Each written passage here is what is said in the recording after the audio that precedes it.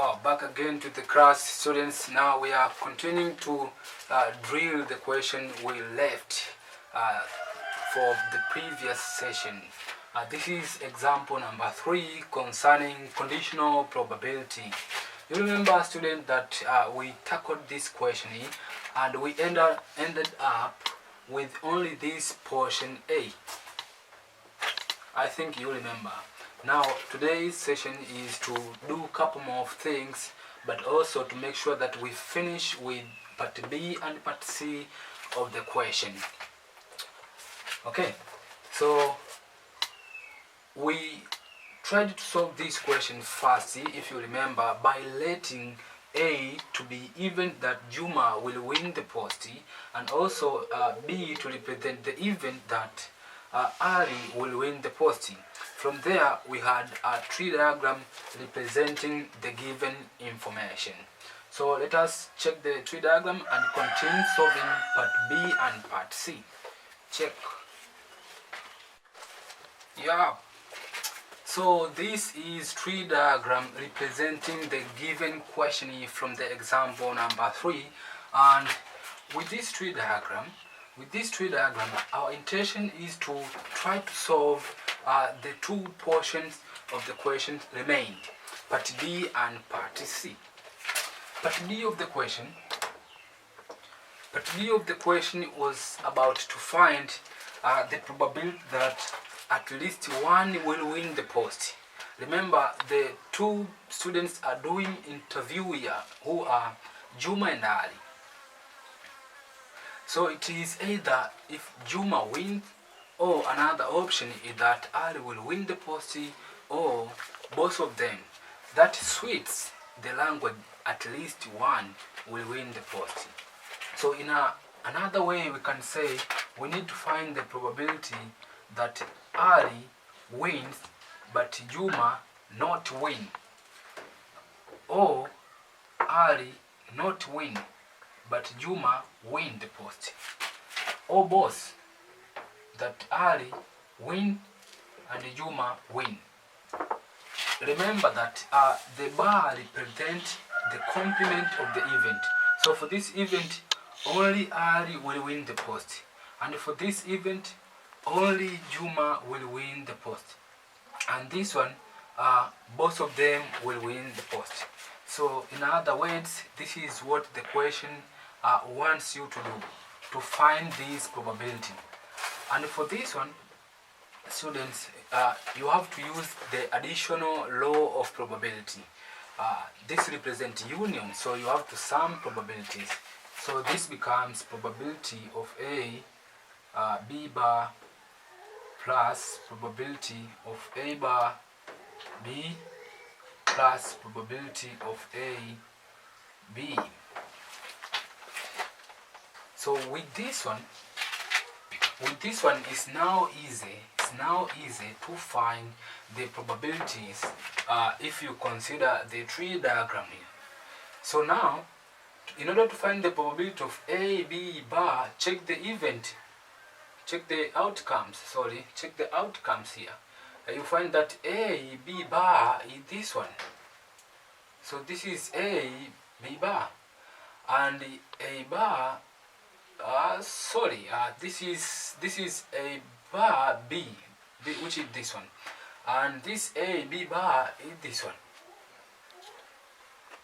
and A, B, it is this one. So here, students, you have to sum probabilities of these three outcomes: this one, and this one. So now what you do is you find the probability of this A and B, which becomes 2 out of 3 times 1 out of 3. You will get the probability of AB. So this is going to be equals to 2 over 3 times 1 over 3. Then plus the probability. Sorry, students. Saying sorry. Let's start with this one first. That A, B bar. So A, B bar is this one. The probability is 2 out of 3 times 2 out of 3 here. So it's going to be 2 out of 3 times 2 out of 3. Then a plus. Next is A bar B. So this event, the probability is found by multiplying A bar B, this one. So probability is found by multiplying 1 out of 3 times 1 out of 3 along this path. So it will be 1 out of 3 times 1 out of 3, then plus. Next is probability that both wins, Ali and Juma. So this one, if you follow along the path, it will be 2 out of 3 times 1 out of 3. So this becomes this one. Doing this mass becomes 4 out of 9 plus 1 out of 9 plus 2 out of 9. Summing these fractions, you get 7 out of 9. And this will be the answer. And this will be the answer. Part C was about finding the probability that neither of the two win the post. Neither of the two, no one wins. So if you check the outcome here, here both of them wins. Here only Ali wins. Here only Juma will wins. But here neither wins. So A bar, B bar. So the probability which is being asked is that you find probability of A bar, B bar is equal to what? So checking or using this tree diagram, you find that probability of A bar, B bar will become the multiplication of probabilities along the path. So it is 1 out of 3 times this one, 2 out of 3 here, you get the answer. So 1 out of 3 times 2 out of 3, and this will be 2 out of 9. To become the answer. So this one is the probability that neither of the two will win the post. So we are moving to example number 4 for this conditional probability. Now all of you audience, watchers, students, check this example number 4. That in a certain school, it is found that 25% of the students failed mathematics, while 15% of the students in that school failed chemistry, and 10% of the students in the same school failed both mathematics and chemistry. But it happened that a student, only one student is selected at random. So there are questions to come. If a student is selected at random, there are questions that if we failed chemistry, that is student, if we failed chemistry, what is the probability that he failed mathematics? And again, if we failed mathematics, what is the probability that he failed chemistry? And also you ask find the probability that he failed chemistry or mathematics. This kind of question is a perfect example of conditional probability. Let's back to part A first. Let's get back to part A. In order to find the probability that a student failed mathematics, you are given condition that he should fail chemistry. He should fail chemistry. Check this one. So it is conditioned that if a student failed chemistry, what is the probability of failing mathematics? So this is a perfect example to conditional probability. So in order to solve this question, first you have to let. So here you have to let. You have to let that maybe letter M to represent event that a student failed mathematics. So take that, event that student failed mathematics. But again, there is another subject which is chemistry. So you have to let again. You have to let.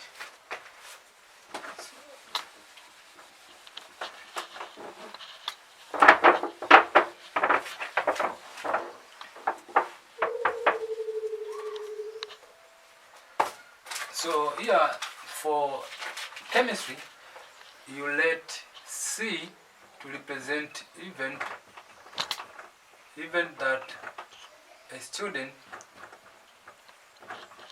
failed chemistry.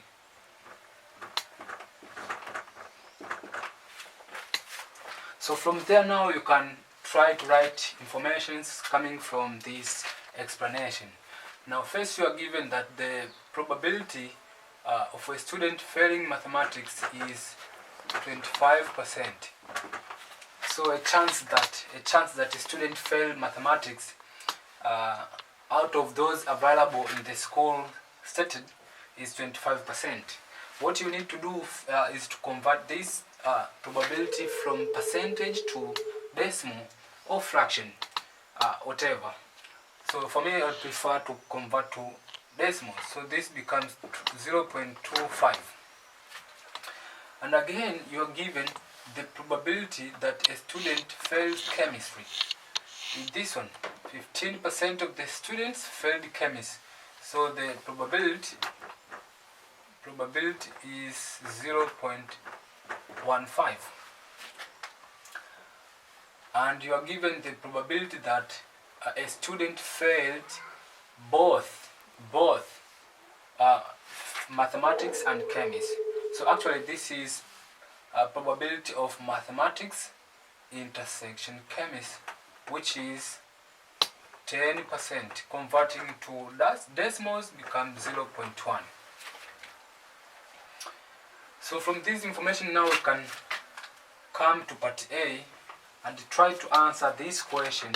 If a student failed chemistry, then what is the probability that he will fail mathematics?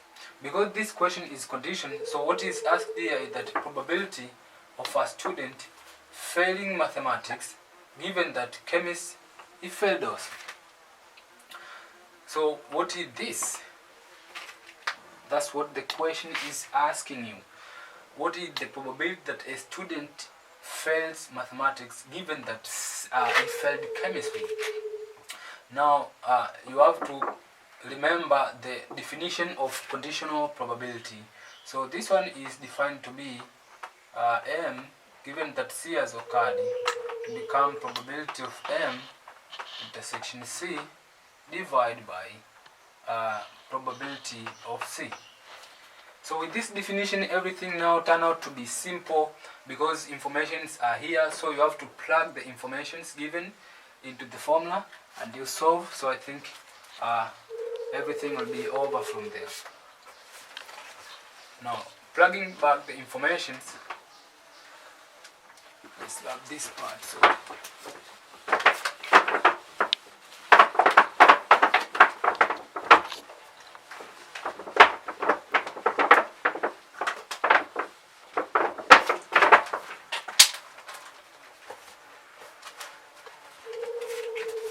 So if you plug the information here, you'll have probability of mathematics given that C. So this M intersection C probability is given to be 0.1 divided by probability of C. Probability of C, if you check the answer, is 0.15. 0.15. Solving this math using your calculator, you'll get 2 out of, actually it will be 2 out of 3. 2 out of 3. So that's it.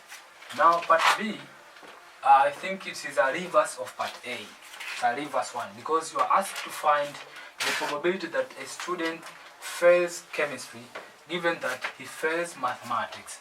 So it is supposed to be probability of C given that he fails mathematics. What is this? So again, using the definition of conditional probability, is supposed to be probability of C given that M equals to probability of C intersection M divided by probability of M. Again, putting the information given that probability of C intersection M, this is no different from this one because of commutative property of sets, that C intersection M is the same as M intersection C, so the probability remains the same. So we take 0.1 divided by probability of m, which becomes given to be 0.25. Solving this one, students, there you'll get 2 out of 5. So this is probability of C given m has occurred. Wow, it's amazing. It's amazing for sure. Can you check this? Yes, it's amazing. So let us continue solving part C. Part C. Part C is asking to find the probability that a student fails chemistry or mathematics.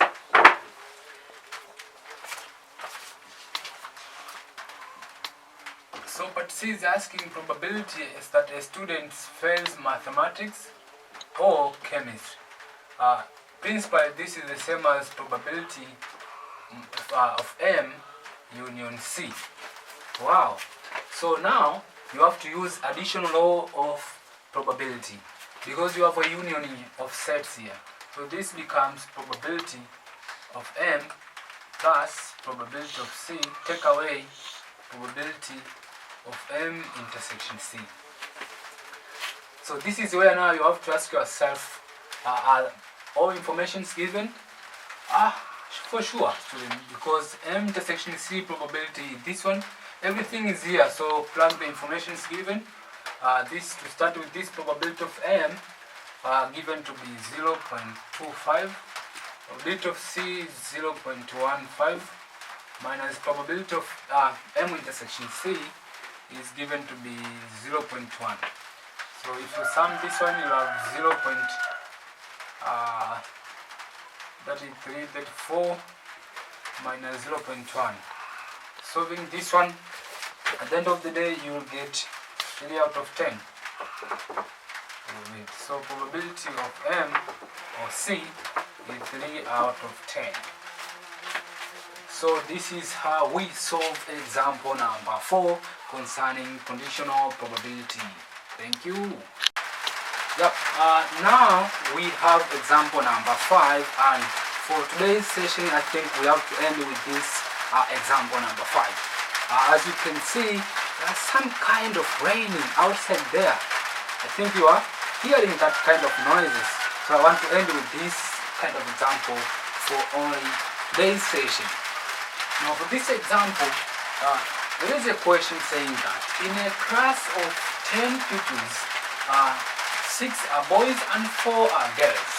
So suppose there is a class with the 10 pupils, but 6 of them are boys and the remaining one, which are 4, are girls.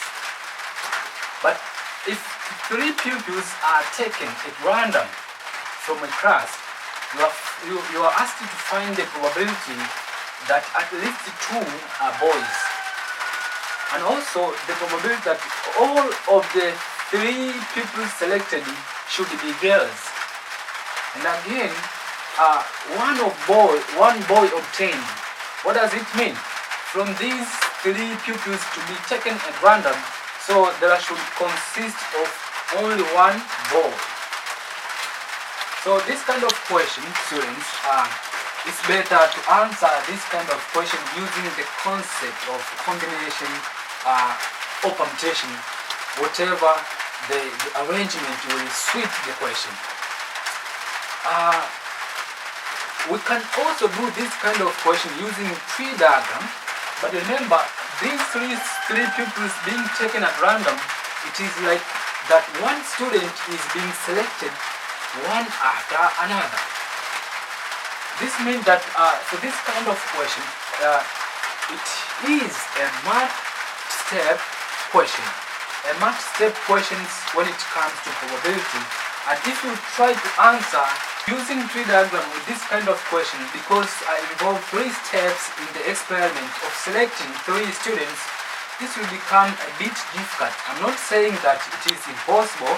No, you can solve this question using tree diagram, but it is much easier to use counting principles. It might be either you are using combination or permutation, and also it might be that you are adding a principle, fundamental principle of counting there. Let's wait and see what is going to happen with this solving. So let us focus first with our part A, that you asked to find the probability that at least 2 are boys. Here first you have to let E1 represent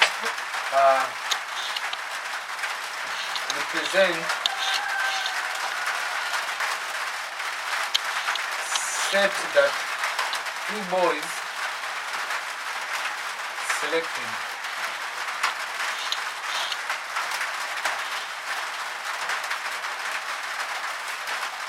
And E2 represent that 3 boys selected. Okay, students, why this?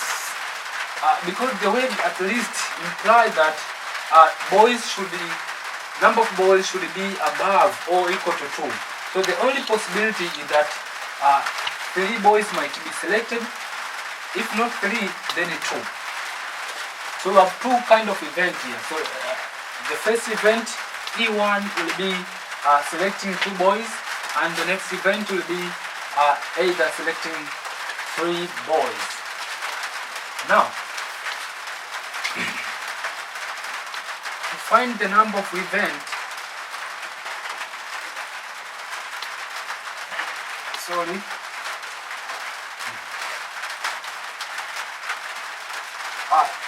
one thing you need to remember that 3 pupils have to be selected. 3 pupils have to be selected. And it happened that you need to select 2 boys. That means, in order to make sure that 3 pupils are there, you have to add 1 girl from the class. You have to add 1 girl from the class. If you select 3 boys to make sure that 3 pupils are there, I think you have to select no girl, because now 3 pupils are available already from 3 boys. So number of events of selecting 2 boys is going to be given by the combination of boys and girls. Combination of boys and girls. Why combination of boys and girls? Because if you combine boys and girls, at the end of the day you'll have 3 pupils. And why combination cannot permutation? The reason why is that selecting 3 pupils out of the 6 boys and 4 girls, here the order is not important.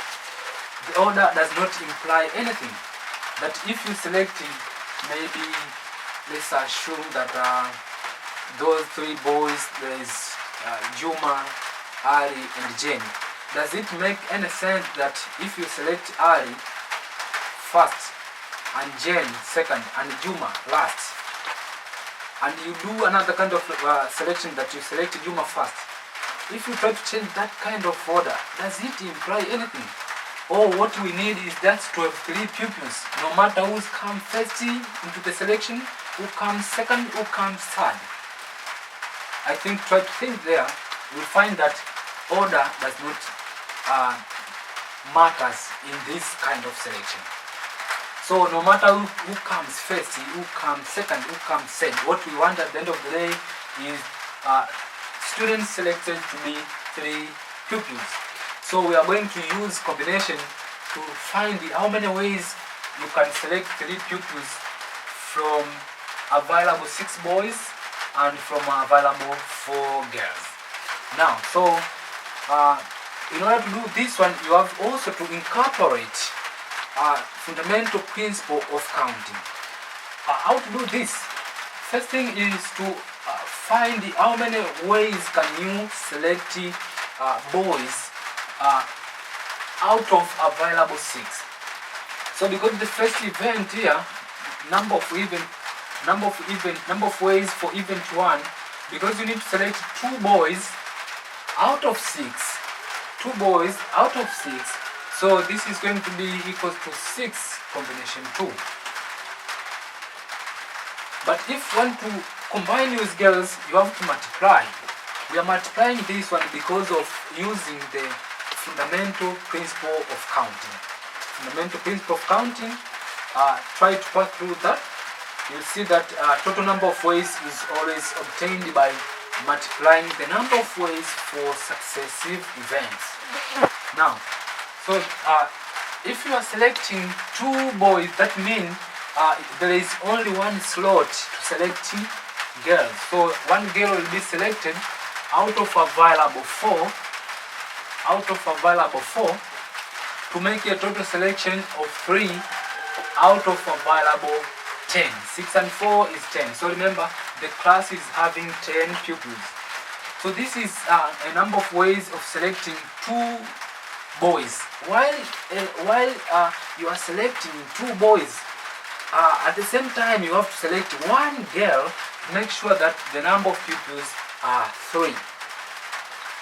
So in the same manner now you can say number of E2, which involves selecting 3 boys, supposed to be 6 combination 3 times, here now no selection of girls.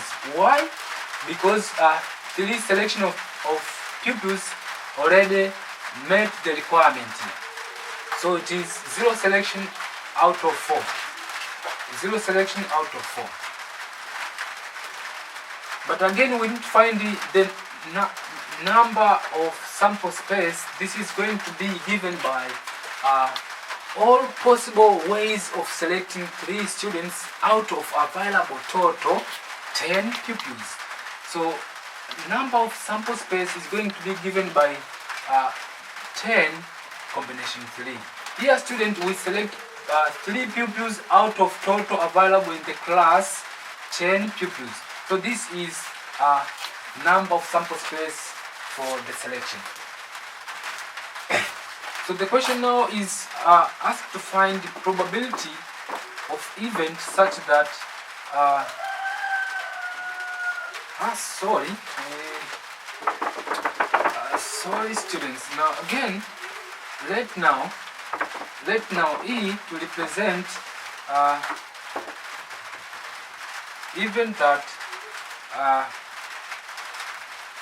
at least 2 boys selected. Assume E is representing the event that at least 2 boys selected. So in that manner,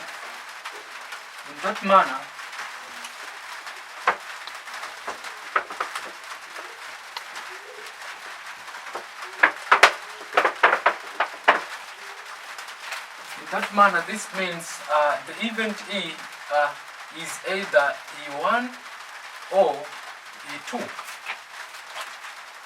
This implies probability of E will be equal to probability of E1 or E2. So this is union. You have to apply the addition law of probability. Applying the addition law of probability, this becomes probability of E1 plus probability of E2. I'm not going to include the intersection because these two events are mutually exclusive. So this is number of event E1 if you translate probability of E1 over number of sample space. But this one also will be number of E2 divided by number of sample space. So actually this will be number of E1 plus number of E2 divided by number of sample space.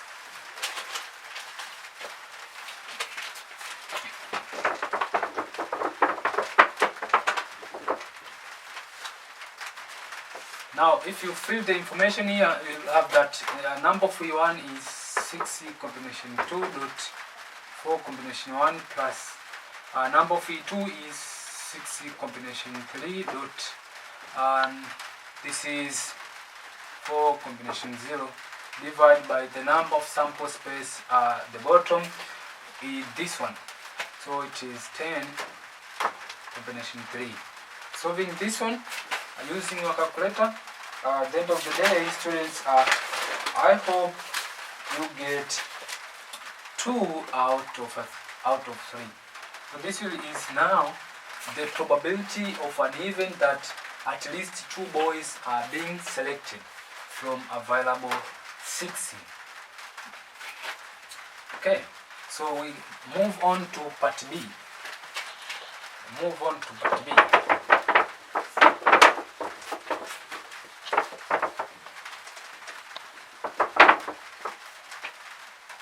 Part B is asking to find the probability that all are girls. The probability that all are girls. What does it mean? If the intention is to select 3 students and you are told that all of them should be girls, actually it means that no boys should be there, so no selection for boys. So in that sense, while you are selecting 3 girls, at the same time you are selecting no boy. So let E represent even that all are girls. So the number of selection of these all girls is supposed to be selecting 3 girls out of available 4, but you multiply by no selection of boys, add out of 6 available. So this will be the number of the game. Number of sample space remains the same, it is 10 combination 3. So the probability of an event is defined to be the number of events divided by the number of sample space. Feeding the values here, you'll have 4 combination 3, 6 combination 0 divided by 10 combination 3. Using a calculator to solve this math, at the end of the day, students, you'll have 1 out of 30. 1 out of 30. So that is how you find the probability that all are girls. Okay, so we move to part C to finish the example number 5.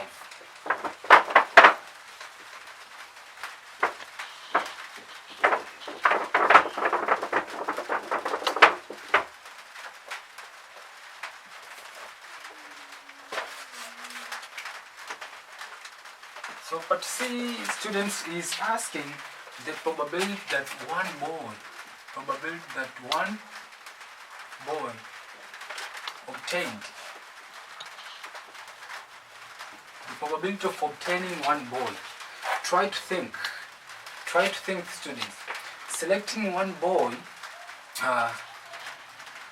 in other way or at the same time means that you need to select 2 girls to make that the selection to be 3 pupils. So if one boy is selected, that means you have to select at the same time 2 girls to make a complete of 3 pupils. So if you let E to be the event that